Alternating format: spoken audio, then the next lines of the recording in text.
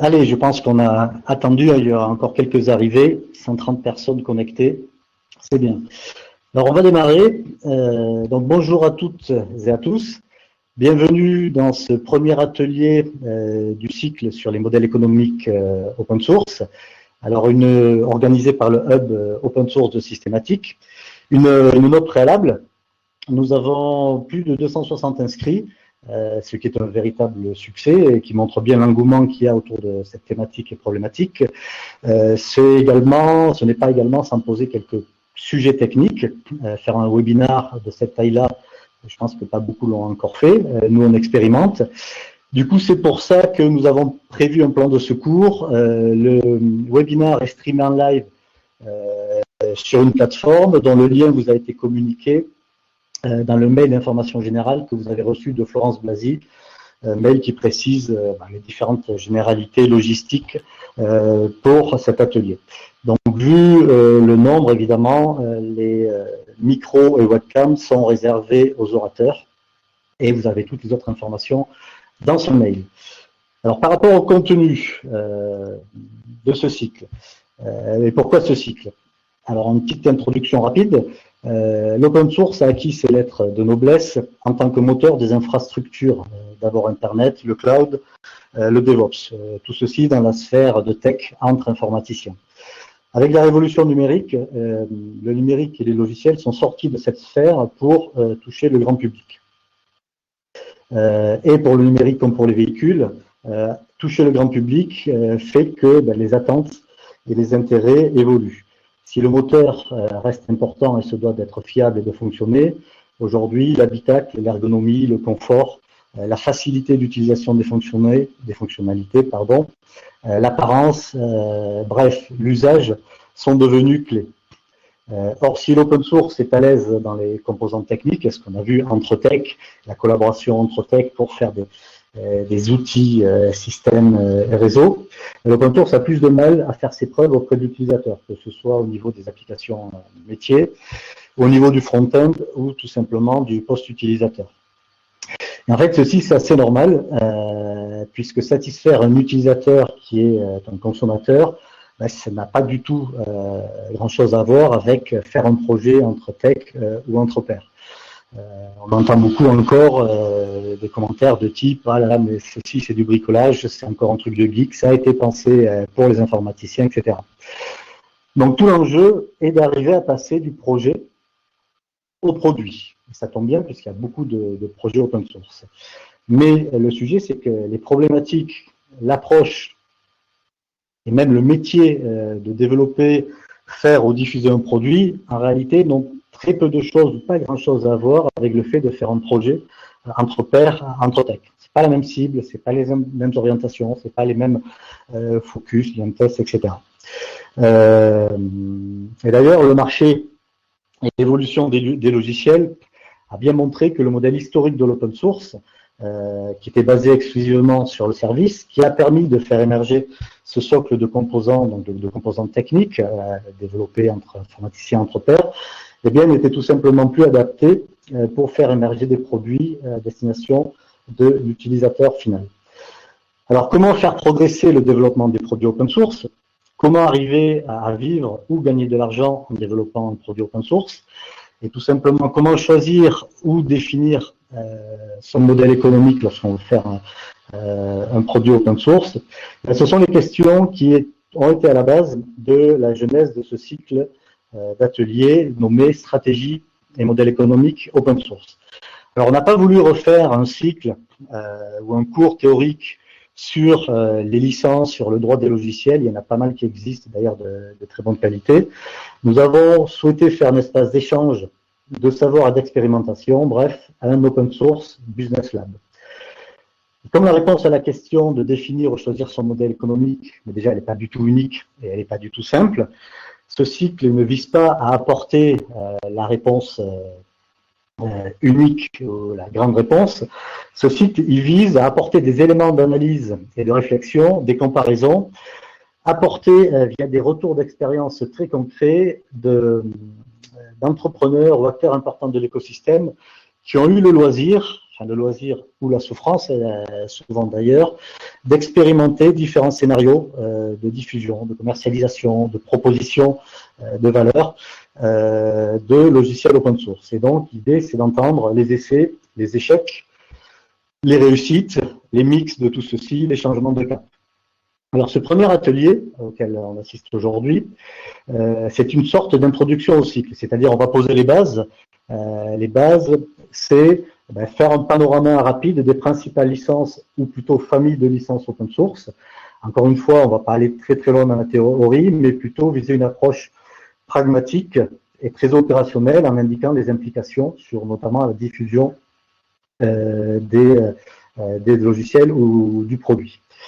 Ensuite, on va poursuivre par 6 pitchs de 5 minutes chacun, dans lesquels nous aborderons en fait 6 thématiques spécifiques qui feront par la suite l'objet d'ateliers dédiés. Donc, on va parler de la problématique éditeur, ou comment passer d'un modèle de service à un modèle éditeur, la problématique de l'embarqué avec ses sujets d'intégration de matériel, driver et de distribution comprenant du hard, le grand sujet du cloud, dont beaucoup de monde ont entendu parler, notamment dans la problématique open source. On aura également la chance d'avoir le point de vue de l'administration, quelle est son approche par rapport à ceci, par rapport à ses besoins à elle, mais également par rapport à l'écosystème.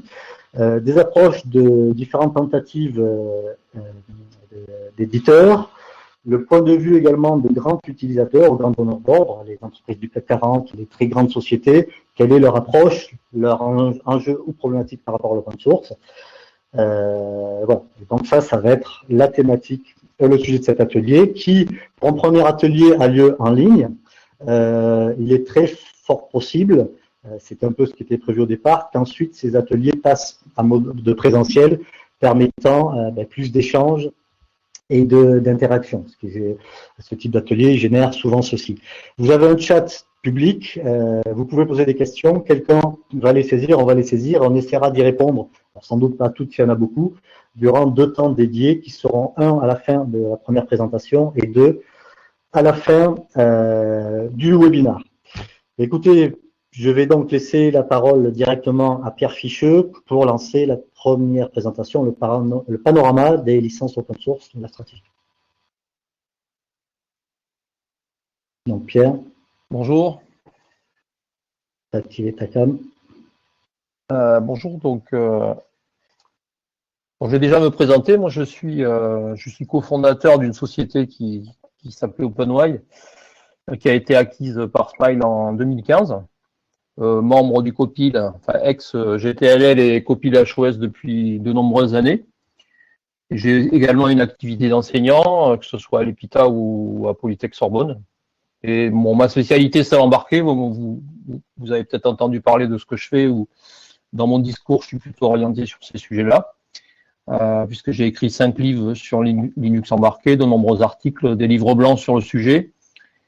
Et puis je suis donc chez Smile, directeur technique de la partie ECS, donc qui correspond à les systèmes embarqués, donc Embedded and Connected System. Et puis je fais également des formations. Voilà. Alors Smile, ECS, Smile c'est le leader européen de l'open source, c'est une ENS qui fait de la formation, du conseil et du développement, et principalement, alors nous on a uniquement un modèle de service, on n'est pas éditeur de logiciels, que ce soit au niveau des activités globales de Smile ou des activités de CS, puisque bon, CS, comme vous pouvez le remarquer, c'est 80 personnes sur 1800 personnes, donc c'est un petit village gaulois, on va dire. On est quand même très actif sur les projets libres autour de l'embarqué, principalement des sujets autour de Buildroot, par exemple. On a pas mal de contributions, qui est un outil qui permet de générer des distributions Linux pour des systèmes embarqués.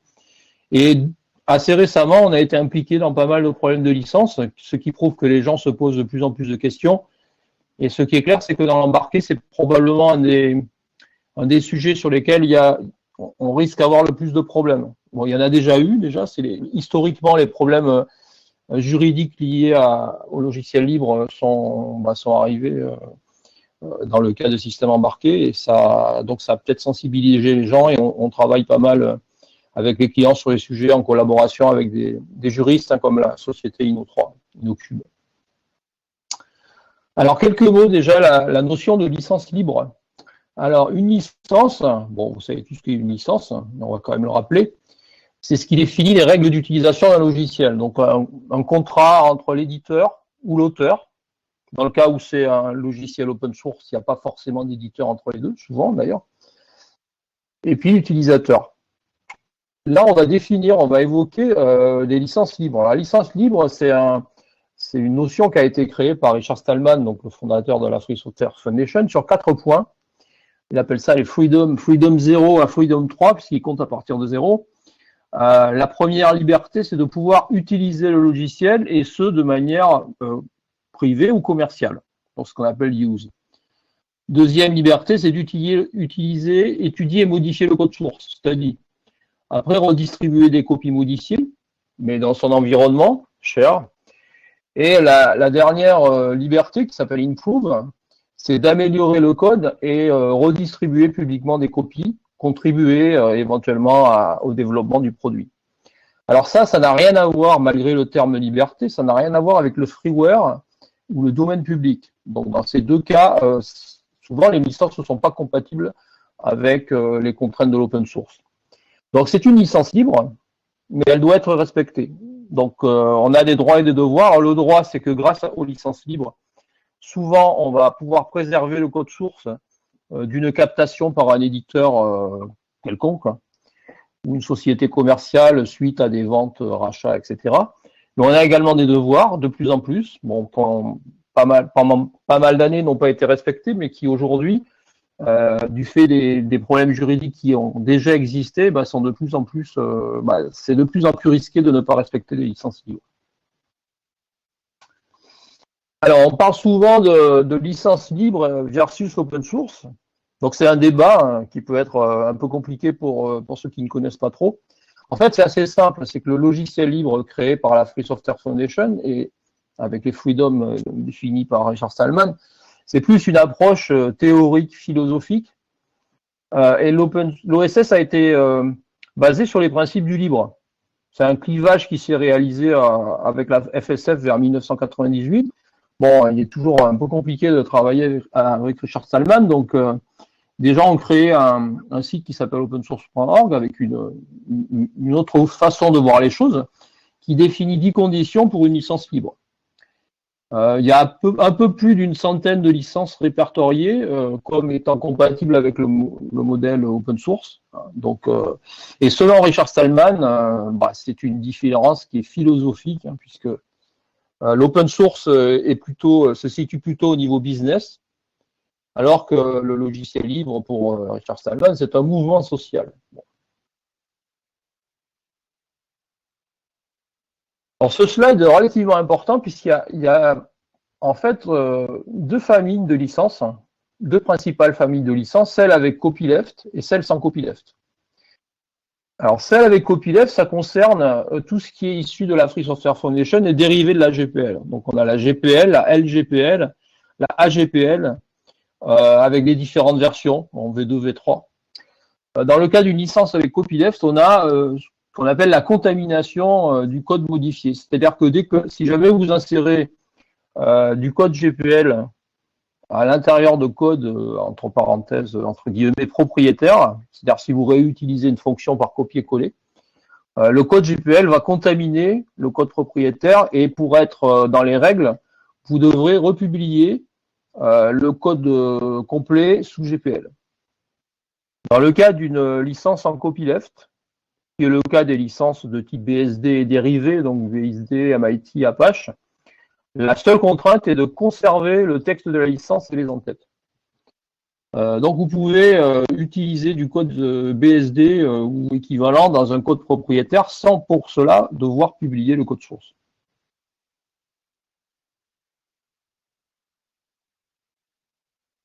Alors, quelques mots sur les licences GPL et GPL, parce que c'est quand même celles qui posent le plus de problèmes, et souvent dans l'environnement Linux, et moi, dans mon cas principal de l'embarquer, c'est quelque chose qui est très utilisé, puisque le noyau Linux est diffusé sous licence GPL, et il y a énormément de composants dits user space, donc plutôt utilisateurs qui vont être également diffusés sous GPL ou LGPL. Alors la GPL, c'est la General Public License, qui est très utilisée donc dans ce monde Linux. Et en gros, il y a trois principes. Le point, c'est que la licence s'applique en cas de redistribution uniquement. Deuxième point, c'est ce qu'on vient d'évoquer, c'est la notion de travail dérivé de copyleft, c'est-à-dire que le fait d'intégrer du code GPL contamine le code. Et donc, il est nécessaire de publier le code source. Alors, la notion de publication nécessite une petite précision, puisqu'en fait, la publication, ça ne veut pas dire de publier le code source sur un site web pour n'importe qui, même si parfois c'est ce qui est fait. Ça veut dire que celui qui reçoit la version binaire peut demander le code source et on doit lui fournir. Donc, si par exemple, vous êtes client d'une société qui vous fournit un device, set-top box ou autre, vous avez le droit de demander au fabricant du device le code source des parties qui sont sous GPL. Et le dernier point, c'est qu'il n'est pas possible de faire, même en dehors du code source, il n'est pas possible de faire une édition de lien entre du code issu de licence propriétaire et du code GPL. Donc c'est pour ça qu'il y a une licence dégradée, on va dire, qui a été créée, qui s'appelle la LGPL, pour Lesser Library, qui en fait inclut ce qu'on appelle une linking exception, donc une exception de link. C'est la raison pour laquelle, si vous utilisez Linux, toutes les bibliothèques système, la principale étant la glibc pour si vous développez en C, mais il y en a d'autres, sont sous LGPL et non pas sous GPL. Alors, il y a une déclinaison également de la GPL qui s'appelle la Fero GPL, qui va donc être dédiée aux solutions de cloud, qui va considérer le cloud comme de la distribution.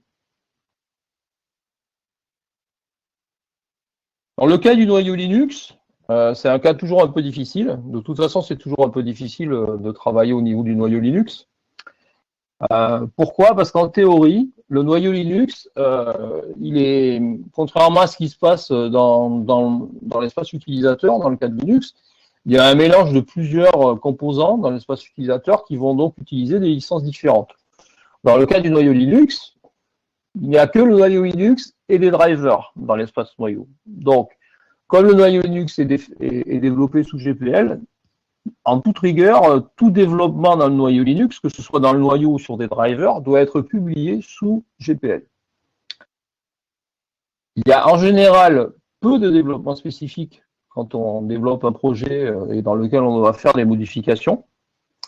Mais il reste le problème des BSP. C'est-à-dire qu'un BSP, ce qui signifie Board Support Package, c'est le travail qui a été réalisé par un fabricant de chips ou de système on chip. Bon, par exemple, Freescale, enfin NXP, Qualcomm, Broadcom, des gens comme ça, qui vont vous fournir un environnement qui va vous permettre, en gros, de faire tourner, de faire fonctionner votre carte basée sur un module, sur un socle, et donc ensuite d'ajouter vos applications. Donc de compiler vos applications et de les ajouter. Il est parfois nécessaire, à partir du module qui est vendu par le fabricant, de modifier le comportement afin d'ajouter le support de périphérique qu'on aurait ajouté pour des besoins applicatifs. Pour ça, on va être amené souvent à modifier ce qu'on appelle le device tree, c'est-à-dire la description matérielle. Ce qui n'empêche pas, alors tout ça c'est sous GPL, mais pour des raisons commerciales, certains fabricants de chips font signer des NDA aux clients et donc provoquent une pression commerciale. C'est-à-dire qu'en gros, ils vous disent si vous ne signez pas cette NDA, on ne vous fournit plus de chips. Bon, donc ce qui peut être un petit problème pour pas mal de gens. Ce qui veut dire que le respect de la licence, et pour le respect de la licence au niveau du kernel, il y a pas mal de passe-droits qui sont accordés à des industriels, mais pas forcément des PME, pas souvent des PME, mais plutôt des industriels majeurs. Donc j'ai parlé de Broadcom, mais il y a aussi Nvidia qui est le gros spécialiste de cet écart par rapport à la licence. Donc heureusement, ce discours-là et ces problèmes ne concernent uniquement ceux qui font de l'embarqué, mais ça reste un problème assez majeur. Donc comme vous pouvez le constater, ça énerve pas mal notre ami Linus Torvalds par rapport à Nvidia. Un autre point, c'est qu'à partir de 2006, donc là on parlait de GPL V2, donc la GPL V2, elle avait été publiée par la FSF en en 1991, c'est-à-dire à peu près la date de sortie du noyau Linux, même si ça n'a rien à voir. Donc le noyau Linux a toujours utilisé la GPL v2 et l'utilise encore aujourd'hui. Et en 2007, Richard Stallman et la FSF ont décidé de créer une nouvelle licence en réponse à ce qu'on appelle la TiVoisation. Alors qu'est-ce que la TiVoisation? C'est un hommage en quelque sorte à la société TiVo, qui est une société américaine qui fabrique des set-top box, des enregistreurs numériques. Pourquoi? Parce que la GPL v2 oblige à publier les sources des composants qui sont sous GPL ou LGPL. Mais si vous modifiez ces composants et que vous essayez de les recompiler et de le réinstaller sur le device, il y a de grandes chances que ça ne fonctionne pas. Pourquoi? Parce que vous pouvez manquer de documentation, mais vous pouvez également manquer de composants binaires qui vont être pas forcément sous licence GPL, mais qui vont être nécessaires au fonctionnement du device. Donc avec la GPL v3 et la LGPL v3, ça oblige le fournisseur de ce qu'on appelle un user product, ça c'est un terme qui est défini dans le texte de la licence, de décrire la procédure de mise à jour et de fournir les composants nécessaires. Donc j'insiste sur le fait que c'est lié à des user products. Si par exemple vous faites du B2B, vous ne tomberez pas sous le coup de la GPL v3. Par contre, si vous fabriquez des devices vendus au grand public, là vous pouvez avoir des problèmes avec la GPL v3. Donc il y a pas mal de projets concernés. Citons Qt qui est un outil qui permet de créer des interfaces graphiques sous Linux, entre autres, pas que sous Linux, mais aussi sous Linux. Qui dans sa version, alors il y a deux versions, une version commerciale et une version LGPL. Enfin, c'est une association de plein de composants avec plein de licences, mais majoritairement c'est de la licence LGPL. Et donc quand on fournit un device qui utilise Qt, ce qui est quand même assez fréquent dans le monde Linux, on va être obligé de fournir de la documentation pour par exemple réinstaller Qt, ce qui n'est pas quand même une tâche mineure. Alors comme on l'a dit au début, le noyau Linux n'est pas concerné. Pourquoi? Parce que tout simplement, Linus Torvalds n'est pas d'accord avec la GPL v3. Il l'explique. Alors vous avez pas mal de vidéos sur YouTube qui expliquent pourquoi. Alors je cite également la licence Apache. Alors la licence Apache, c'est pas une licence avec copyleft. Elle a été définie par la fondation Apache en 2004. C'est une licence de type BSD. Pourquoi j'en parle? Parce qu'elle a été choisie par Google. Donc dans Android, AOSP, c'est Android Open Source Project, c'est en fait la fourniture de Google des sources d'Android. Et Android est un système d'exploitation qui est quand même pas mal utilisé dans le monde du multimédia et de l'embarqué, en particulier dans tout ce qui est automobile. Et donc, bien entendu, Android utilise un noyau Linux qui est sous GPL, mais ne fait pas de gros développement dessus. Mais toute la partie framework de Google, elle est sous licence ASF, ce qui fait que elle ne subit pas les contraintes de la GPL. Alors, effectivement, le non-respect des licences libres, c'est de plus en plus risqué aujourd'hui. Bon, il y a eu au tout début, en France en tout cas, il y avait eu le premier cas de litige avec Free au tout début de la Freebox. Et à l'époque, la GPL n'était pas reconnue par le droit français, donc les contributeurs, ceux qui avaient assigné Free pour non-publication des codes sources de certains composants, avaient été déboutés. Bon, aujourd'hui, ça a pas mal changé. Et il y a quelques décisions qui sont soit en Europe en tout cas, et également aux États-Unis. J'en ai cité quelques-unes, avec des composants autour de sur Freebox Iliad, Free avait été inquiété de nouveau en 2008 et ils sont arrivés à un accord en 2011, ça a duré 3 ans quand même, qui est juste de publier le code source. Un des composants le plus litigieux dans le cas des systèmes embarqués, en tout cas, c'est BusyBox qui est utilisé dans beaucoup de devices sous Linux et qui a amené à pas mal d'assignations de la part de l'auteur de l'époque, Rick Andersen, qui avait juste aux États-Unis assigné Samsung, JVC, Western Digital, c'est-à-dire tous les utilisateurs qui intégraient BusyBox dans leur firmware et qui ne publiaient pas le code source. Donc aujourd'hui, il vaut mieux pas trop s'amuser à ne pas respecter la licence GPL. Alors comment faire? Il n'y a pas de système miracle. Il y a ce qu'on appelait un peu pompeusement une méthodologie, mais disons faire le point sur un logiciel. Quand vous avez un projet à base d'open source, il y a un certain nombre de composants qui vont s'assembler, hein, que ça part du noyau Linux jusqu'à le user space, ça peut aller très loin. Donc, le premier point, c'est de détecter les composants utilisés et de faire une nomenclature des licences. Et d'interpréter les obligations associées et surtout valider les composants, mais également de voir s'il n'y a pas de problème de coexistence entre ces différents composants. C'est par exemple, typiquement, si vous faites un développement en C ou en C++ et que vous faites un lien d'une bibliothèque qui est sous GPL, ben là, vous avez typiquement un problème de compatibilité de votre licence propriétaire de votre logiciel avec la GPL. Il faut vérifier que ces licences sont sous LGPL ou moins contraignants. Ce qui est également important, c'est de partager les expériences. Donc pour cette phase-là, il y a quelques projets utiles, hein, comme SPDX ou OpenChain. Attention également à la notion de brevet qui peut avoir des implications sur des choix de composants. Alors pour ça, il y a le projet Open Invention Network qui peut vous aider. Et surtout, quand vous arrivez à une situation complexe, alors il n'y a pas d'outils magiques, hein, il y a pas mal d'outils qui existent sur le marché, en particulier un très connu qui s'appelle BlackDuck, mais il n'y a pas d'outil magique qui va vous permettre de résoudre tous les problèmes. Hein. La résolution des problèmes, elle va souvent passer par une analyse faite par des spécialistes. Alors que ce soit au niveau de l'architecture du système, mais également au niveau juridique. J'ai cité une ou trois tout à l'heure, je les cite de nouveau.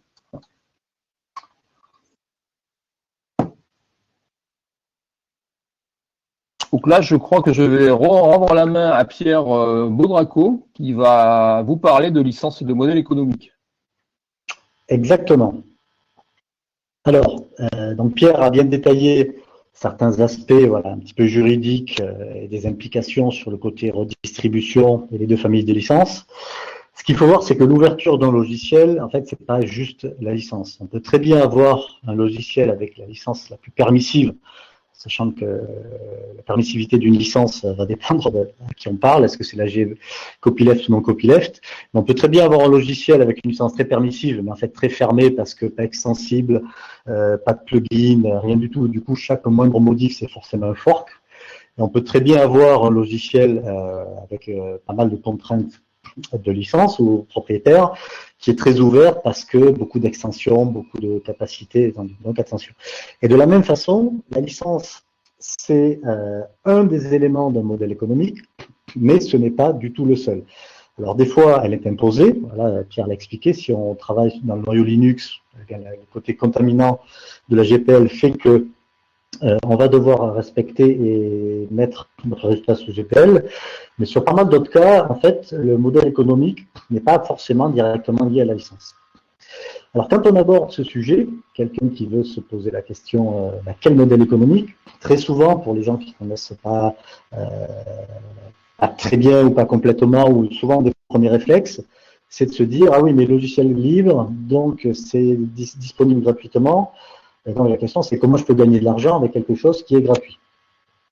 L'autre crainte qu'on peut trouver, c'est ah mince, mais moi si je mets mon logiciel en libre, alors du coup mon concurrent, il va pouvoir l'utiliser ou même vivre à partir de mon logiciel, sachant que c'est moi qui fais le boulot.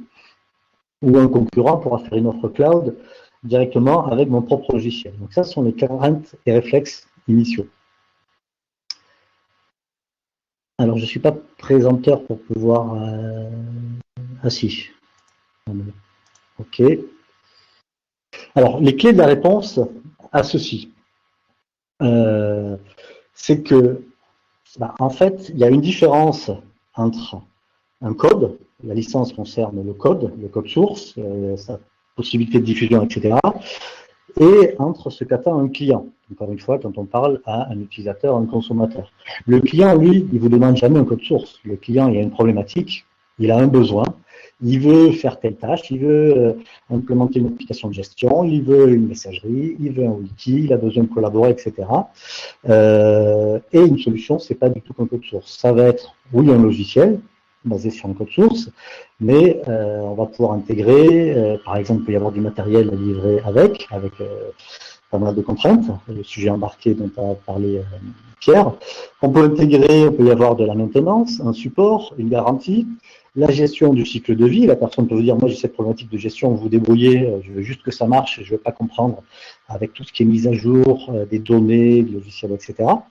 Il peut y avoir du contenu, il peut très bien avoir par exemple un logiciel de cartographie ou un abonnement à des services de cartographie qui vont vous proposer des données, par exemple des cartes à jour, remises à jour régulièrement, respectant la réglementation, etc.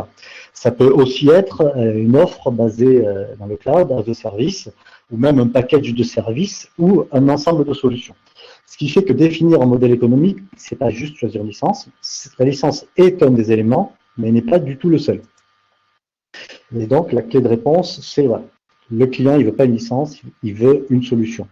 Donc là, il y a différentes approches. Et comme je disais un petit peu en introduction, en fait, il n'y a pas une seule réponse, il y a plein de réponses. Et dans l'open source, on est en fait amené à justement proposer une valeur ajoutée suffisante. On ne va pas juste vendre un droit d'usage, ça serait peu intéressant, peu valorisé. On va chercher quelle est la valeur ajoutée à notre offre. Et là, même dans des domaines très proches, on peut prendre l'exemple de XWiki, de Ludovic, qui est un wiki d'un collaboratif, ou de notre Bluemind, en messagerie, les modèles vont être différents parce que les attentes du marché sont très différentes. Un exemple, nous en messagerie, en fait aujourd'hui, même si on faisait quelque chose, une offre gratuite, les gens ne veulent pas parce que messagerie, quand ça plante, c'est l'outil le plus critique en entreprise. Si ça plante, il y a même un risque pour le DSI, la société quasiment s'arrête. Donc les gens, ils veulent absolument un support. Si on leur dit c'est gratuit, après ça les fait partir. Donc nous, le support, c'est exigé. Il y a des domaines où il y a beaucoup de logiciels stables, gratuits, où les gens ne perçoivent peut-être pas la nécessité de support, où l'approche devra être différente. Dans le domaine des éditeurs de logiciels, parmi les différentes approches qu'on peut trouver, il y a la double licence, avec par exemple le sujet Qt dont a parlé Pierre. On va trouver une licence libre ou gratuite, c'est pas du tout la même chose, par exemple pour un usage non commercial, et si vous voulez faire un usage commercial, eh bien, vous allez devoir choisir une licence commerciale. Vous avez le modèle freemium avec une partie en libre et une partie non en libre. L'open core, un petit peu similaire, vous avez le cœur qui est ouvert, mais tout le reste lui est payant. Vous avez des modèles qui peuvent utiliser ce qu'on appelle le full libre, donc tout est libre, et du coup la valeur ou le pitch pour arriver à vendre son offre sera aussi un petit peu différent. Vous avez des approches cloud, des approches as a service. Donc il y a vraiment différentes approches, et qui d'ailleurs ne sont pas forcément uniques, parce que quand vous êtes éditeur, vous pouvez avoir un mix de ces approches. Donc en synthèse, il n'y a pas un modèle économique d'éditeur open source. Non, c'est plus compliqué que ça. Il y a de très nombreux modèles qui vont être dépendants de votre marché, des concurrents, de ce qu'attendent les gens dans votre marché. Et donc, pour aider tous les gens qui s'interrogent ou qui veulent faire du développement de produits open source ou lancer un business ou qui réfléchissent au sujet, place maintenant au retour d'expérience qui vont illustrer cette partie théorique maintenant par des exemples plus concrets sur 6 thématiques données qu'on a vues au début. Alors, je garde la parole puisque c'est le cas d'usage dont je m'occupe. Les slides, l'ordre va être un petit peu chamboulé. Donc moi, je vais vous parler du cas d'usage éditeur et notamment du sujet passer d'un modèle de service à un modèle éditeur. Alors donc, moi, je suis Pierre Baudraco, je suis coprésident du Conseil national du logiciel libre, la fédération nationale qui regroupe plus de 200 sociétés open source et tous les clusters régionaux. Je suis également, je l'ai indiqué au début, c'est pour ça que je suis là aussi, vice-président du hub open source en charge de la thématique business. Et je suis président de l'association régionale Solibre, qui est l'association des professionnels du logiciel libre d'Occitanie. Ça, c'est le côté écosystème. Côté entrepreneur, j'ai fondé, en fait, dès ma sortie d'école d'armée, une société de services en logiciel libre qui s'appelle Aliacom, qui a très bien marché jusqu'en 2010. J'ai créé un produit, une solution qui s'appelait OBM, de messagerie de CRM open source. On va le voir, c'est intéressant, puisque c'était basé sur un modèle purement de service. Et aujourd'hui, je suis fondateur président de Bluemind, donc un éditeur open source qui édite la solution Bluemind. et l'ensemble, tout sur open source. Alors aujourd'hui, pour positionner, Bluemind, donc notre marché, c'est la messagerie d'entreprise. Ça veut dire c'est la messagerie, non pas d'opérateur, mais la messagerie que vous utilisez en entreprise, où toute la partie collaborative est très importante, le partage d'agenda, le côté délégation, tout ce qui permet de travailler de façon collaborative en entreprise. Et on a vu, si besoin était, l'importance de ce domaine, notamment pendant la crise. Il faut savoir que la messagerie, c'est l'outil de très très loin le plus utilisé en entreprise, le plus plébiscité par les utilisateurs et très très loin devant tous les autres, le deuxième étant le téléphone. D'ailleurs, vous avez reçu des invitations et tous les échanges ici ont été faits par mail. On a plus de 500 clients en production et aujourd'hui tous ont la version standard et générique de Bluemind, c'est important, de la PME au gouvernement. Et je dirais que dans les solutions aujourd'hui intégrées, que le marché de la messagerie évolue. Avant, on prenait des composants en assemblée. Ça, c'est fini depuis un moment par rapport à la complexité du sujet, toutes les périphériques à synchroniser, les supports Outlook, le côté évolutif. On est quasiment la dernière solution open source industrialisée, puisque le gros concurrent Zimbra vient d'annoncer qu'il quittait le côté open source, donc diffusion propriétaire, à partir de sa version 9. Donc nous, on est diffusé en licence Affero GPLv3, donc famille avec copyleft, et qui traite du sujet également du cloud. Et on a un modèle éditeur qui est basé sur de la vente de souscriptions, qui nous assure un revenu récurrent. D'ailleurs, on a plus de 60 ou 70% du revenu de Bluemind qui est assuré par les souscriptions, par le revenu récurrent, qui est un modèle qui se calibre à l'utilisateur. On fait de l'expertise messagerie, tout éditeur en général est expert dans son domaine, on vient compléter par un petit peu d'expertise, mais c'est pas notre métier premier, puisqu'on travaille avec un réseau de partenaires qui sont chargés, eux, de réaliser ou d'intégrer les projets. Donc nous, on a un vrai modèle éditeur où notre métier, c'est d'écrire le logiciel et d'industrialiser toute la production, l'écriture du logiciel.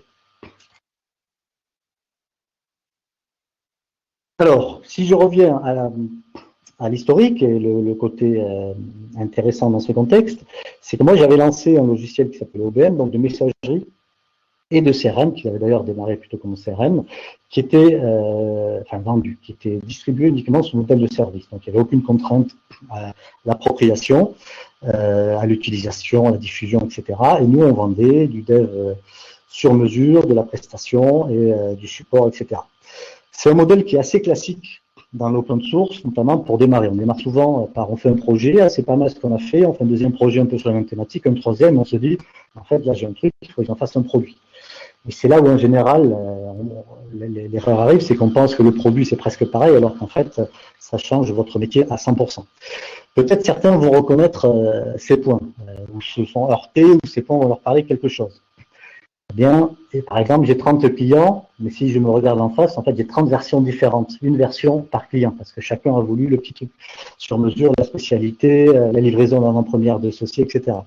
Mais comment je peux travailler avec des partenaires?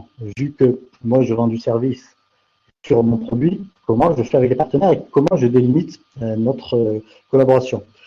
Est-ce bien moi qui gère la roadmap?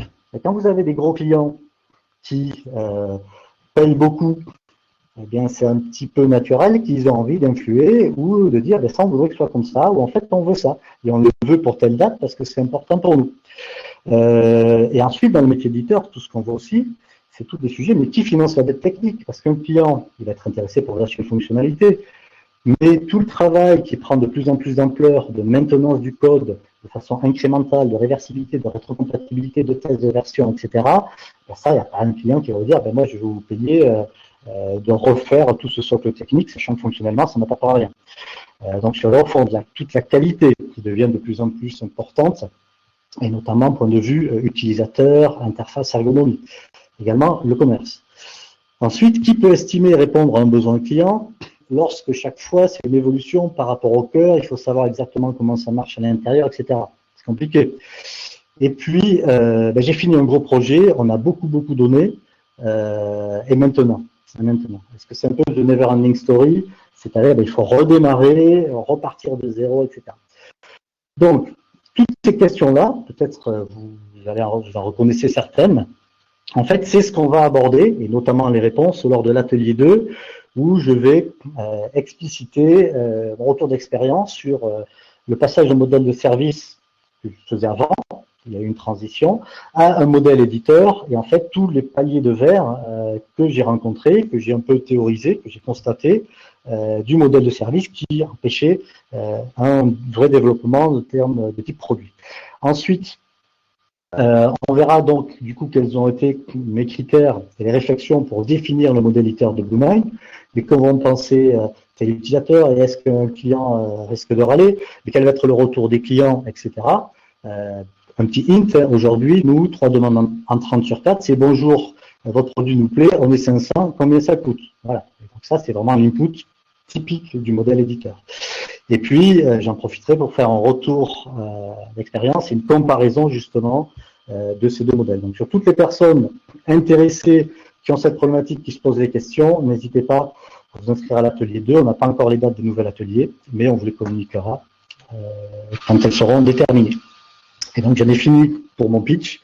Place maintenant à nouveau Pierre Ficheux pour le pitch sur la partie embarquée. Et Pierre, tu peux activer ta caméra si tu veux.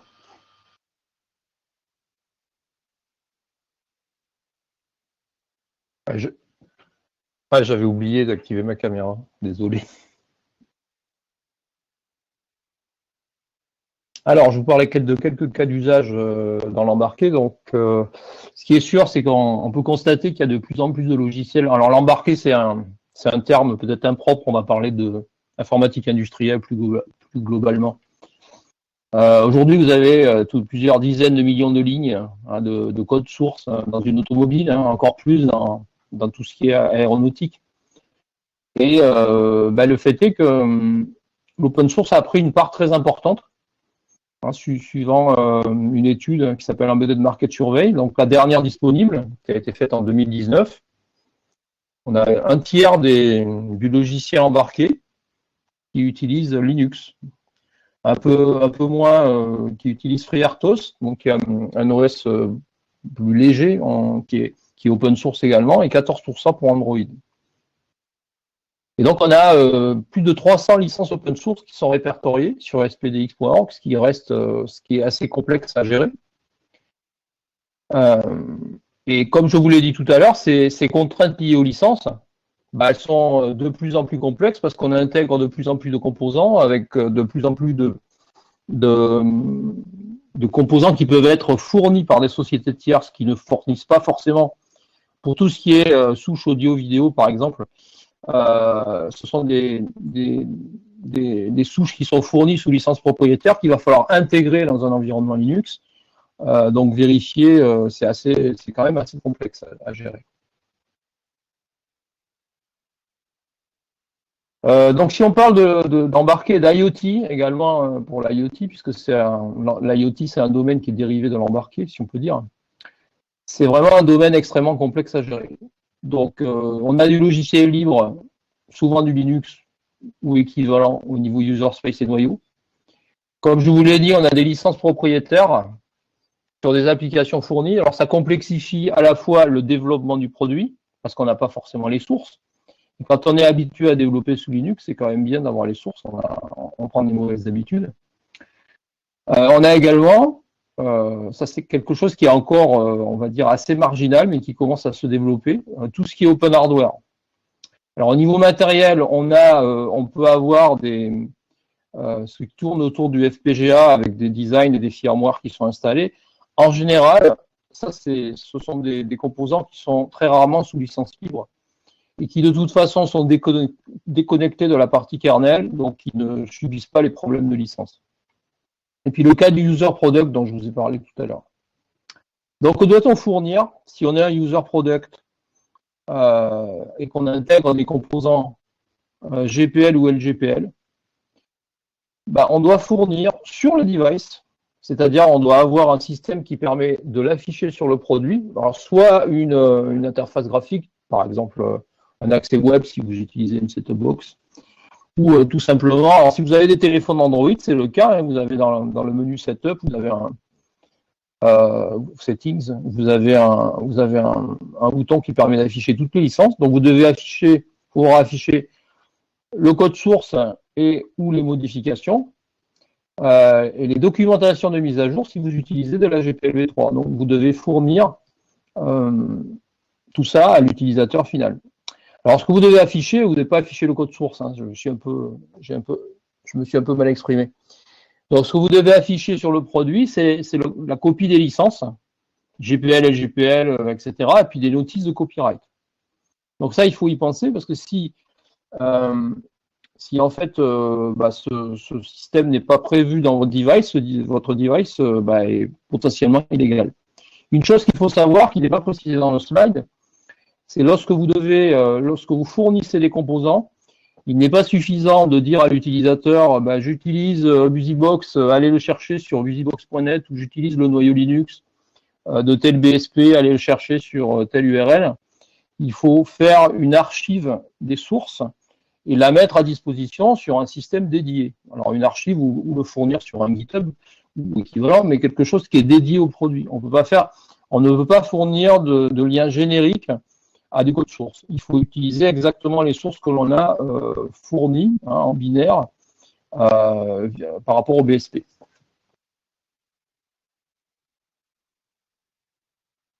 Quelques outils qui sont disponibles. Donc, il y a pas mal d'outils qui sont utilisables au niveau des sources. Pour moi, c'est là où tout se joue, parce que si jamais on a conçu un produit, qu'on a commencé à publier des binaires et qu'on commence à se poser la question à ce moment-là, il y a pas mal de choses qui vont être très très compliquées à gérer, puisque les problèmes de licence et les contraintes de licence ont une influence très importante sur l'architecture même du produit. Si vous regardez Android, c'est pas un système, alors c'est dit open source, mais Google n'est pas très très ami avec l'open source. L'architecture du système Android, l'isolation de la partie noyau par rapport au framework d'Android, fait par ce qu'on appelle la HAL, c'est déduit des problèmes de licence. Google ne va pas avoir de problème de licence, donc a mis en place une architecture qui permet d'isoler les parties hautes de la partie basse. Alors si on parle de système embarqué Linux, dans la plupart des cas, on va dire dans 90% des cas, ils vont utiliser des outils de création de distribution comme Yocto. Alors, le plus souvent Yocto parce qu'il est fourni par les BSP des fabricants, parfois Buildroot. Et dans ces outils, au niveau des sources, vous allez pouvoir configurer, en particulier, définir quelles sont les licences qui sont autorisées. Si par exemple vous voulez intégrer une licence commerciale, il faut le spécifier dans la configuration de votre environnement, sinon l'outil refusera de les installer. Ces outils produisent également automatiquement la liste de tous les composants qui ont servi à générer une image. Quand on part des compilateurs et de tous les outils en amont, ça représente à peu près, ça peut être plusieurs milliers de composants. Donc si on devait faire ça à la main, ça serait quand même très compliqué.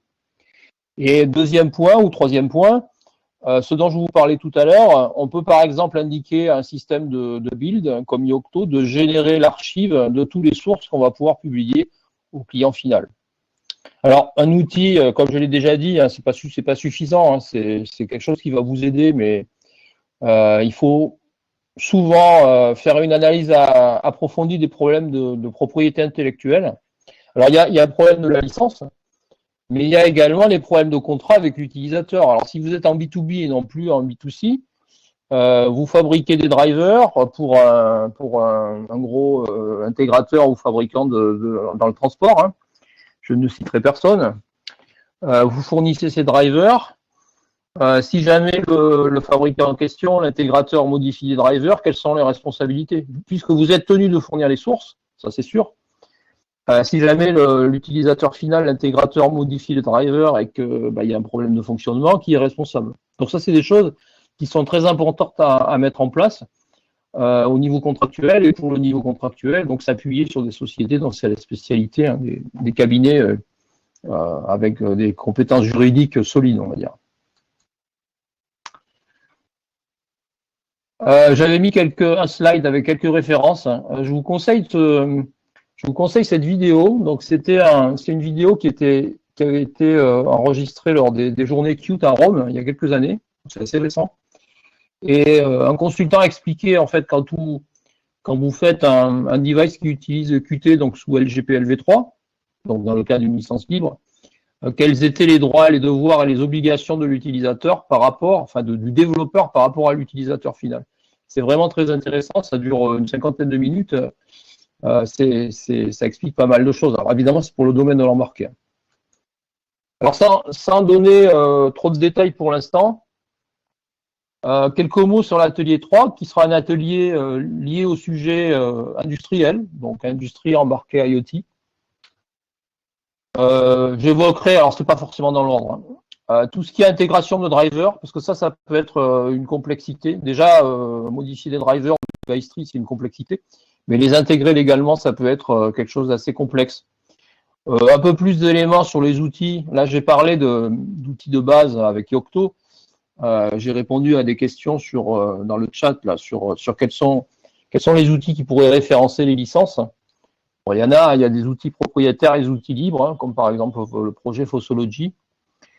L'IoT qui est un sujet un peu complexe, parce que d'un côté, vous allez utiliser des capteurs qui vont utiliser Linux ou des OS open source, comme FreeRTOS ou équivalent, donc avec des licences dont on vient de parler, mais qui de l'autre côté vont être couplés à des offres de type AWS qui sont pas vraiment du logiciel libre.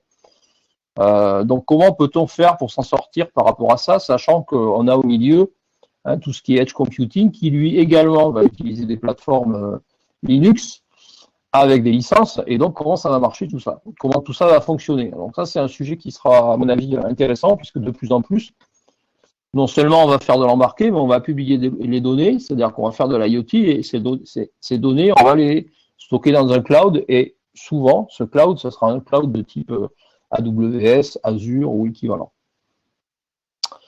Je vous donnerai quelques éléments sur l'open hardware, même si ce n'est pas le sujet le plus important, et puis quelques éléments également sur le problème juridique qui avait eu lieu entre la Free Software Foundation, ou plutôt les développeurs de plusieurs composants libres vis-à-vis de Free, puisque j'avais participé, alors moi j'étais du côté de la Free Software Foundation, je les avais aidés à monter le dossier, puisque les compétences embarquées, c'est assez...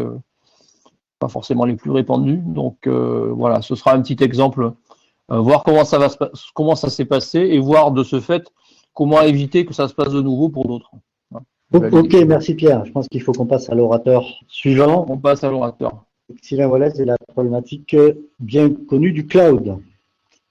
Ok, parfait. Donc voilà, donc moi je vais vous parler du use case, donc la société Elastic, qui est là où je travaille, qui est très intéressant puisqu'on a évolué d'un produit purement open source vers aujourd'hui quelque chose qui est un peu un modèle hybride avec des logiciels propriétaires, du cloud, des choses comme ça. Donc on pourra parler de cette évolution. C'est une société hollandaise qui a été créée en 2012, donc c'est pas très vieux, et qui a eu une jolie croissance puisqu'elle est cotée à la bourse de Wall Street depuis 2018. Chose intéressante, on est 2000 employés, très majoritairement, je veux dire à 90% en télétravail depuis une quarantaine de pays dans le monde. Donc moi je travaille chez Elastic depuis 2016 dans l'équipe cloud qui s'occupe de motoriser toute notre infrastructure SaaS et accessoirement ou pas d'ailleurs, je suis depuis 2003 membre de la fondation Apache après m'être beaucoup impliqué dans un certain nombre de projets chez Apache. Donc l'open source c'est une problématique que je connais depuis une vingtaine d'années maintenant. Voilà. Voilà. Donc, pour illustrer un petit peu l'offre d'Elastic et comment on est arrivé à là où on est aujourd'hui, donc tout a commencé avec un produit que je pense beaucoup d'entre vous doivent connaître qui s'appelle Elasticsearch, qui est en gros un moteur de recherche, donc une sorte de base de données spécialisée pour indexer les données. Rapidement autour de ça, chose très intéressante, c'est que se sont greffés donc d'autres produits open source. Donc Elasticsearch était open source licence Apache. La communauté, finalement, des gens ont développé des outils complémentaires, donc Kibana pour faire des visualisations, des tableaux de bord, Bits pour faire de la collecte de données, Logstash pour faire un peu de la transformation et de l'agrégation de données. Tous ces produits-là étaient des produits indépendants. Et finalement, tous ces gens-là se sont mis ensemble pour former une suite logicielle open source qui est ce qu'on appelle l'Elastic Stack, donc en gros l'offre de base de la société, qui est le socle technique sur lequel toutes nos offres sont construites. Donc ce qui est intéressant, c'est que c'est une démarche finalement communautaire qui s'est fédérée autour d'une entreprise et qui maintenant gère ses projets. Au-dessus de ça, on a construit des produits beaucoup plus verticaux, beaucoup plus spécialisés dans trois grands domaines, qui sont soit donc à source public, mais pas open source. Donc ça, une nuance qui est subtile mais importante, c'est que le code source est disponible sur GitHub, mais par contre la licence ne permet pas une réutilisation libre comme le permettent les licences estampillées open source et d'autres produits qui sont plus traditionnels commerciaux avec source fermée. Donc pourquoi est-ce qu'on en est arrivé là? C'est parce que, voilà, donc quand on démarre sur des produits purement open source, on voit, et je crois que Pierre l'a abordé, qu'il y a des limites à un moment sur l'activité basée sur uniquement des services de la formation et du support, et que si on veut aller plus vite et plus loin, eh ben, il faut aussi d'autres natures d'offres, donc des offres de produits. Et puis il y a eu aussi une migration vers le cloud qui a été là un peu pilotée par nos utilisateurs. Pourquoi? Parce que les gens veulent du cloud parce que c'est plus facile à administrer, c'est plus élastique, petit jeu de mots. Et puis c'est cohérent avec le reste de l'infrastructure qui de plus en plus est sur le cloud. Malheureusement, comme ça a été évoqué aussi, les providers cloud, comme nos produits sont open source, ils peuvent les prendre, les utiliser et finalement monter tout un business avec ça. Ce qui nous est arrivé comme de nombreux autres éditeurs open source. Donc voilà. Donc comment est-ce qu'on réagit à ça? On a mis en place différentes stratégies qu'on évoquera autour de l'atelier numéro 4. C'est comment du cloud, qui peut être une menace, se faire finalement une opportunité. Chez Elastic, la division cloud a une croissance qui est quasiment 2 fois plus importante que celle de l'ensemble de la société, donc ça fonctionne. On peut parler du fait qu'une licence open source, ça définit pas un modèle business, ça définit plus un modèle de distribution et une façon d'atteindre des utilisateurs qui peuvent devenir des futurs clients. Dans le cloud, comment est-ce qu'on conserve un avantage compétitif par rapport à des providers qui, eux, peuvent prendre votre logiciel open source? Donc, on a évoqué la notion de public source par rapport à du vrai libre ou open source. Et puis, donc, des produits verticaux à valeur ajoutée que nous, éditeurs, pourrons être les seuls à proposer. Et puis enfin, dernière stratégie qu'on développe aussi, c'est plutôt que d'être en compétition frontale avec les providers cloud, pourquoi ne pas coopérer avec eux et finalement devenir, nous, éditeurs du logiciel, les opérateurs de notre logiciel dans leur infrastructure pour leurs clients en direct. Donc c'est ce qu'on fait avec d'autres providers que Amazon, puisqu'Amazon est un grand concurrent. Par contre, on fait ce genre de choses avec Google, Azure, Alibaba et Tencent en Chine. Voilà, donc rapidement un peu les différents tenants et aboutissants dont on parlera dans l'atelier numéro 4.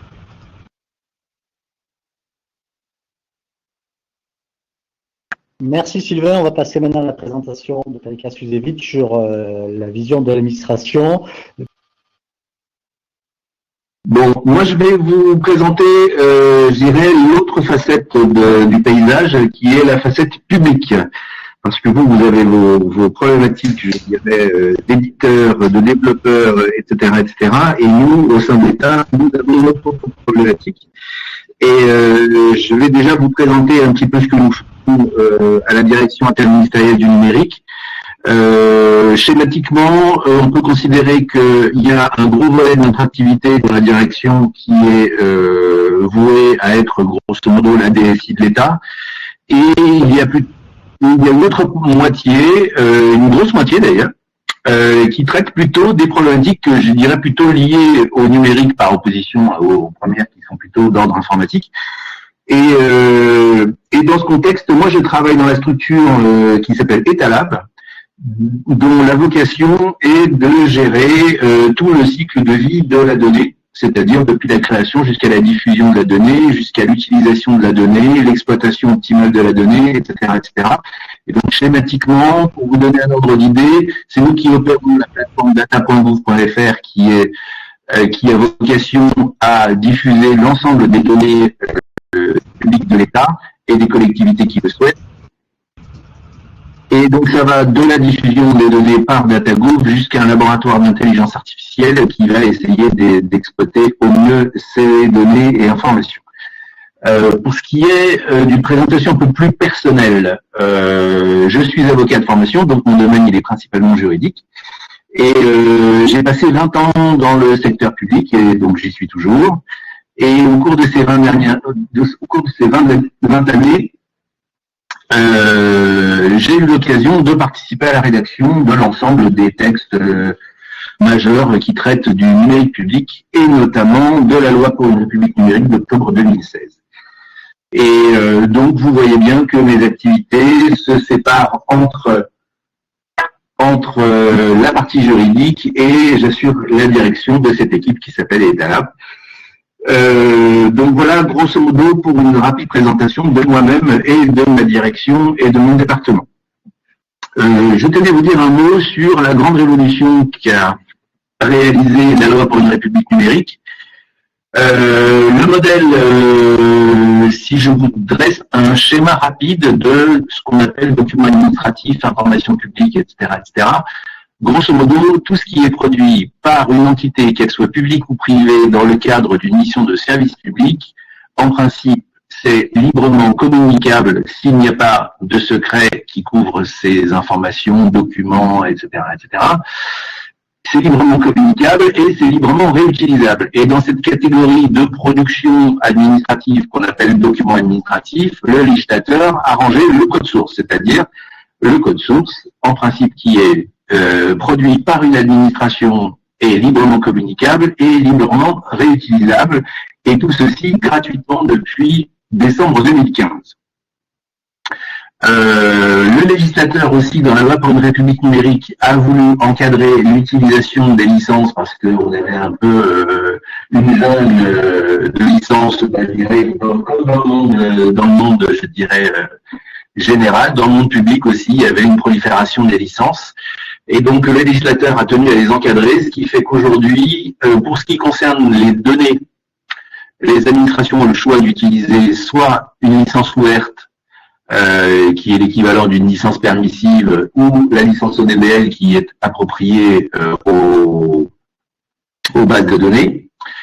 Et pour ce qui concerne la production de code, de logiciels, etc., nous avons aussi cette double famille qui est les licences permissives d'un côté, LBSD, Apache, MIT, etc., et les licences avec obligation de réciprocité. De toute façon, vous en avez un panorama, Pierre vous a fait un panorama exhaustif de ces licences. Sauf que l'administration ne peut pas choisir d'autres licences que celle-ci. Donc voilà. Et un autre sujet qui nous intéresse et qui est au cœur de notre sujet aujourd'hui, c'est l'article 16 de la loi pour une république numérique, qui prévoit que les administrations veillent à préserver la maîtrise, la pérennité, l'indépendance de leur système d'information. Et pour cela, les administrations encouragent l'utilisation de logiciels libres. Donc, c'est là où l'open source, le logiciel libre, peut jouer un rôle majeur dans ce qu'on a tendance à appeler la souveraineté numérique. Et comme vous le voyez, nous, notre souveraineté numérique, elle s'appuie sur ces trois piliers que sont la pérennité, la maîtrise et l'indépendance du SI, ce qui est en quelque sorte le miroir des grandes lois de Roland qui gouvernent le service public depuis les années 30, et notamment les deux principes d'adaptabilité du service public et le principe de continuité, c'est-à-dire que nous devons assurer le service public quoi qu'il arrive dans les meilleures conditions, et nous devons nous adapter facilement à chacune des situations. Et par exemple, l'administration a réussi quand même assez bien à s'adapter à la situation de crise dans laquelle nous sommes aujourd'hui. Et voilà, c'est un des principes d'adaptabilité ou ce qu'on appelle aussi mutabilité du service public. Et on s'aperçoit que finalement, le meilleur moyen d'assurer cette continuité, cette adaptabilité, c'est bien évidemment d'avoir la maîtrise sur son SI. Et quel est le meilleur moyen pour avoir la maîtrise sur son SI que d'encourager l'utilisation de logiciels open source au sein de l'administration. Ce qu'il faut savoir, c'est que tout ce qui est produit dans l'administration est nativement, de toute façon, open source, dès lors que les tiers n'interviennent pas dans la conception du code. Et encore, quand on se retrouve dans cette situation, on peut aussi prévoir des contrats de cession de droits qui permettent aussi de traiter ce sujet. Et pour toutes les administrations qui vivaient auparavant une situation d'éditeur de logiciels et qui avaient des bénéfices, qui percevaient des redevances de la vente de ces logiciels, depuis décembre 2015, ce n'est plus possible. Et donc, ces administrations elles-mêmes, si elles veulent valoriser leur logiciel, elles doivent se tourner plutôt vers un modèle de service. et non plus le modèle qui était auparavant, qui était juste le droit de pouvoir utiliser le logiciel.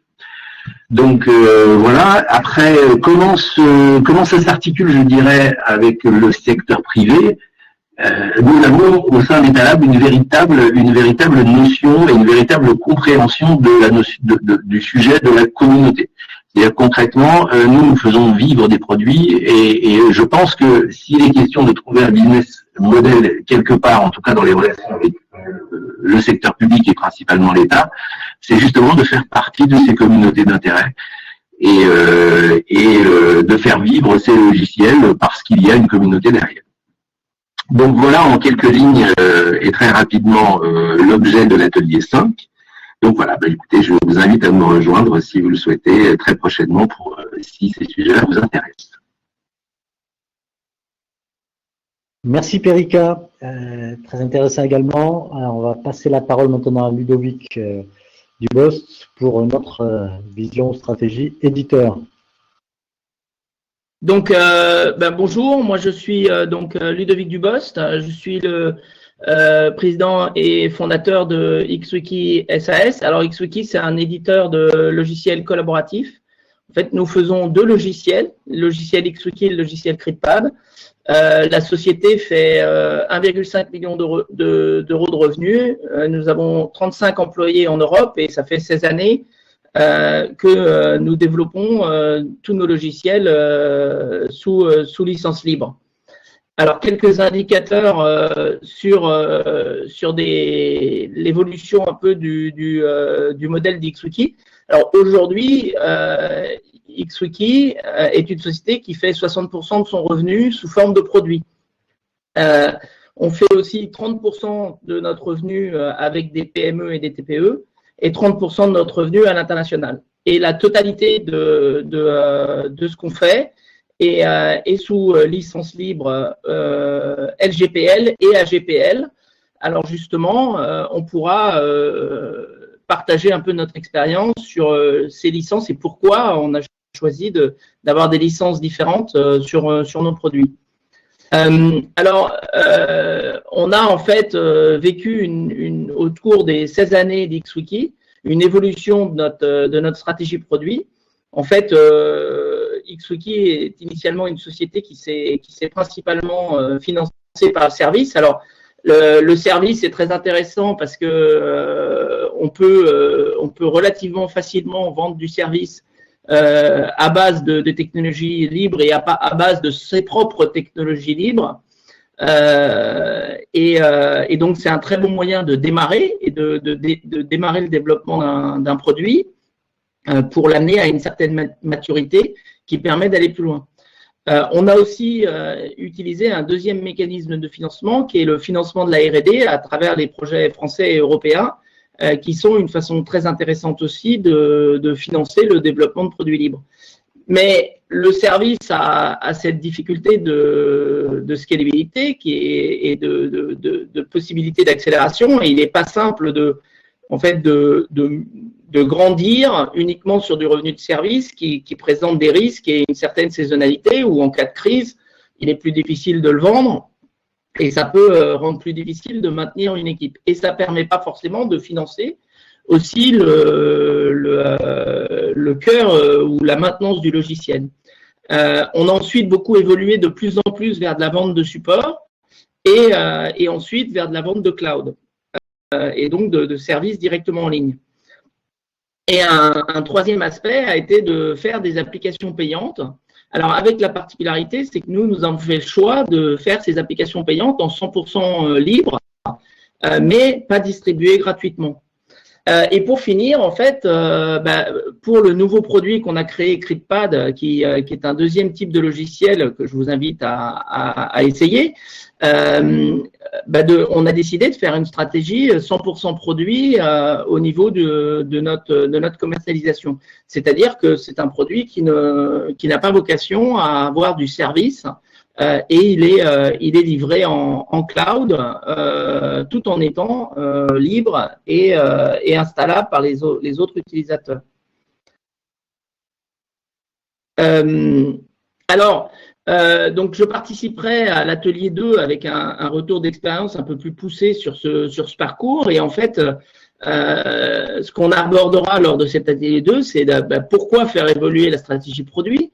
En fait, quelles sont les raisons qui font qu'on le fait. On aura aussi un retour sur les succès et les échecs qu'on a eus sur différents aspects de ces stratégies. Pour donner un exemple, on avait par exemple à un moment donné fait un package payant qui avait un autre nom, donc on avait appelé XWiki Collaboration Suite, XCS.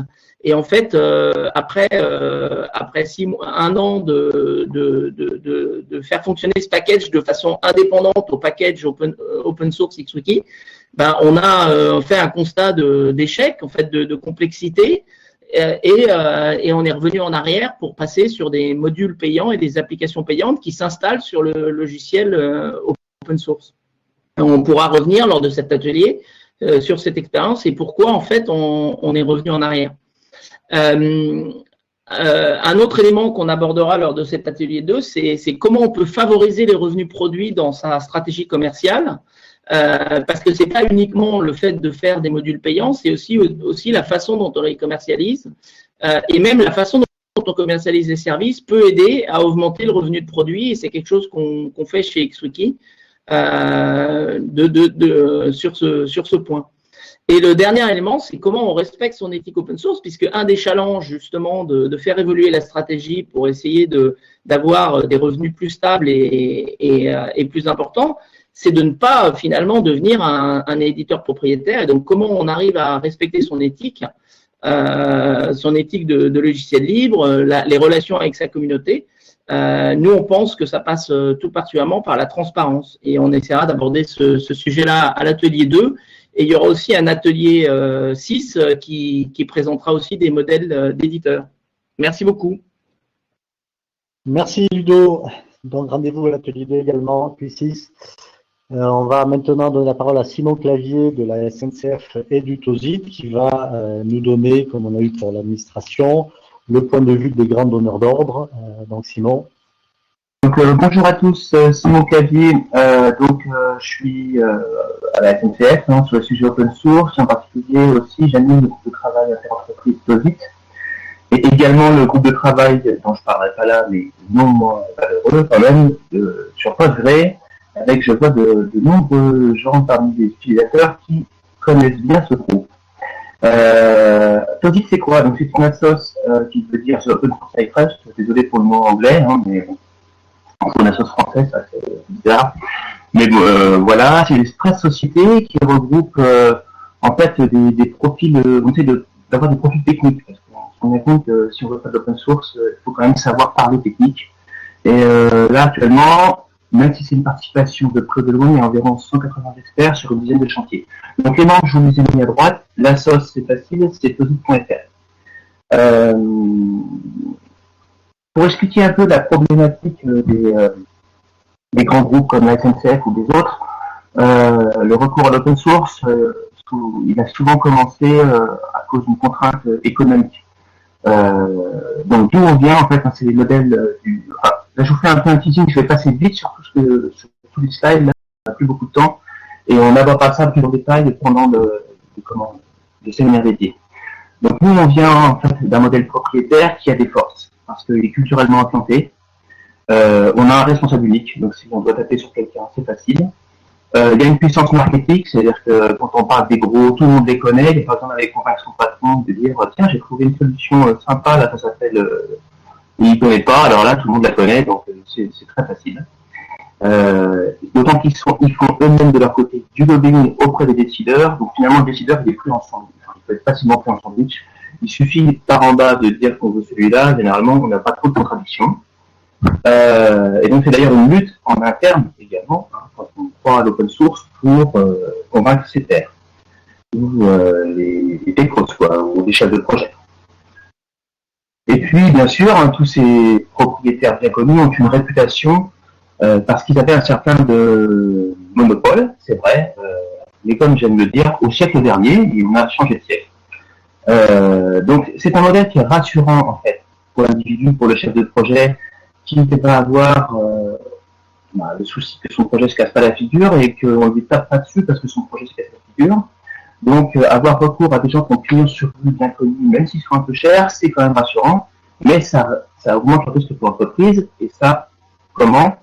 Parce qu'à chaque fois qu'on est avec un éditeur, il y a toujours le fameux moment de la contractualisation. Et si on est trop pied au point lié en fait avec lui, on perd ses marges de manœuvre et on est obligé de se plier à ses volontés économiques. Ces volontés qui peuvent varier, c'est-à-dire que si on dit j'en veux moins, il fait, le prix sera plus cher, puisqu'il y a toujours un mécanisme de remise. Après, si ça ne nous plaît pas la manière dont on optimise, il peut dire je vais changer les métriques finalement. Alors, bon, si on ne peut que subir, on sort le carnet de chèques en fait. Hein. Et puis il y a aussi l'obsolescence, hein, à savoir comment quand l'éditeur dit voilà, c'est fini pour moi la roadmap là, le produit j'arrête. Qu'est-ce qu'on fait? On est obligé de passer au produit suivant, qu'on n'a peut-être pas acheté, donc on est obligé d'acheter. Voilà. Ou alors on souscrit une extension hors de prix pour avoir les maigres patchs de sécurité. Voilà, toute ressemblance avec des produits que vous connaissez, mais forcément pas putain. Voilà. Et la contradiction, c'est que voilà, nous, les sociétés qui vendent du logiciel, elles veulent un chiffre d'affaires qui croît à 2 chiffres, et puis nous, c'est pas du tout ce qu'on nous demande d'un point de vue ici, hein, on nous demande l'inverse, à la limite. Donc, comment on fait? Et donc, évidemment, où est-ce qu'on veut aller? Nous, on veut aller dans le logiciel libre parce qu'il a des forces. Alors, il y a un gain économique. Attention, le logiciel libre, j'ai jamais dit que c'était gratuit, mais on paye au juste besoin. On paye le service ou l'accompagnement. Ça, c'est important. Si on s'estime suffisamment fort pour faire tout seul, on le fait tout seul. C'est un modèle non linéaire, la plupart du temps, mais après, je comprends les différents modèles exposés. Hein, il faut en discuter, en fait. D'ailleurs, c'est la conclusion. En tout cas, quand c'est open source, ça permet au moins d'avoir un levier sur les risques. D'abord, on n'est plus en risque de non-conformité, genre je consomme trop parce que ça peut arriver, ça dépend du contrat, hein, s'il y a contrat. Mais je consomme trop parce que par rapport à ce que j'ai payé, ça nous laisse aussi la capacité à reprendre la main. Reste quand même à s'interroger, est-ce que je suis en capacité de reprendre la main? Est-ce que j'ai des techniciens capables de faire ou une pluralité suffisamment importante de sociétés qui vont me permettre de changer de société? Ça revient donc à la meilleure métrique, hein, choix de fournisseur support, voilà, le respect des formats ouverts par nature, l'interopérabilité et la réversibilité par nature, influence possible sur la roadmap, si on met les moyens. Voilà, mais au-delà du logiciel open source, il faut quand même s'intéresser à autre chose que simplement une capacité technique, qui est tout l'écosystème d'un logiciel open source. On en a parlé, chacun en a parlé un peu, hein, la licence, le modèle économique et la communauté. Si la communauté elle est tout au même endroit, c'est quand même si tous les autres paramètres ont l'air vachement prometteurs, ouverts, etc., à un moment, s'il y a qu'un certain nombre de personnes très réduites qui sont sur le même endroit, ça pose des questions. Et globalement, où est-ce qu'on en est? On n'est pas très vieux, hein, on a 2-3 ans d'existence. En tout cas, ce qu'on a compris, c'est qu'il fallait qu'on cède en inter-entreprise parce qu'on est un peu quand même des challengers par rapport à au modèle classique. Donc, on partage sur les opportunités avec une réflexion sur les usages. Et après, avec les usages, on cherche des solutions logicielles qui vont pouvoir marcher et on capitalise sur le reste des uns et des autres. Et puis, comme ça arrive aussi qu'on produise du code, on envisage l'utilisation des codes produits par les uns et par les autres. Voilà. Et donc, avançant la difficulté, on a une dizaine de chantiers lancés, je vous ai mis là. Ils avancent plus ou moins vite selon la disponibilité des équipes et puis si les sujets sont chauds ou pas. Évidemment, Pierre en a parlé, c'est convenu, hein, c'est plus facile d'aller sur les couches basses que sur les couches hautes, avec l'interaction avec l'utilisateur final. Ça, on ira quand ce sera un peu plus, on aura mieux défriché, je pense, les autres sujets. Et ça pose des questions aussi sur l'internalisation des compétences, hein, aussi. Hein, on a eu une tendance à se débarrasser des développeurs dans les grands groupes en disant que c'était mieux quand c'était fait par ailleurs.